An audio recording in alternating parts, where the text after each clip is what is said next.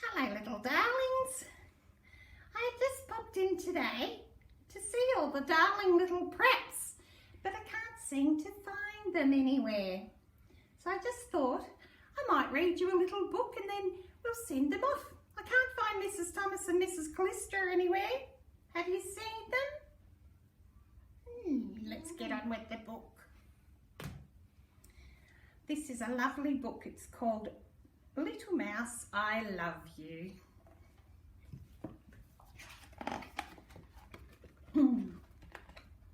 Once upon a time there was a little mouse who was always asking questions. Luckily she had a granny, I love grannies, who was always answering them, and between them they made quite a pair. Granny asked Little Mouse one day, "What is love?"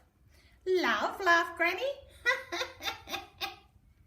"Oh, that's easy, Little Mouse. Come for a walk and you'll soon see." Granny and Little Mouse set off through the garden where Grandpa was digging his vegetable patch.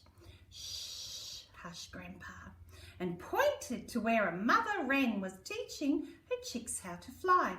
"Just like the way you and Granny show me how to do things," whispered Little Mouse. Beyond the garden gate lay the wood, and it wasn't long before Little Mouse spotted a mother squirrel digging up some of the acorns. Some of the acorns she had hidden in the autumn and sharing them among her children. "Just like the way you share the food you've cooked with me," exclaimed Little Mouse. Passing through the wood, they reached the meadow. Little Mouse liked it there because she could watch all the rabbits scampering about outside their burrows.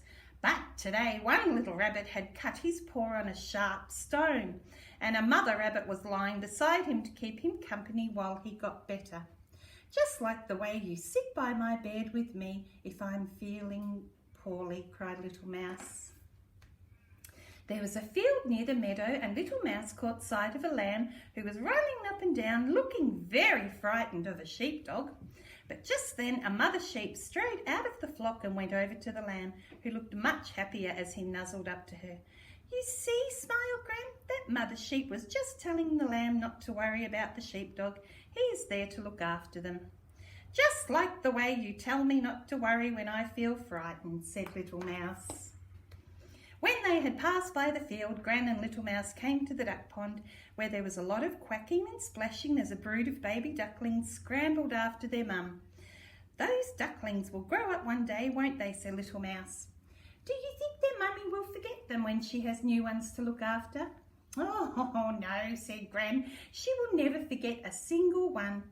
Just like the way you will never forget me," said Little Mouse. By now it was beginning to get dark, and as Gran and Little Mouse turned to go home, they passed a barn. "Oh, look, a lovely spider." They could hear hooting coming from inside, so Little Mouse peeped around the door to see a mummy owl giving her little ones a tender peck before she set out for the night. "Just like the way you give me a bedtime kiss," whispered Little Mouse. "Yes," agreed Granny, "although for the owls it's a good morning one," and they both laughed. Now that the evening had come, Gran and Little Mouse walked home quickly, and they soon saw Grandpa waving at the gate. "Gran," said Little Mouse, "all of those things I saw today sort of added together. Do they make up love?"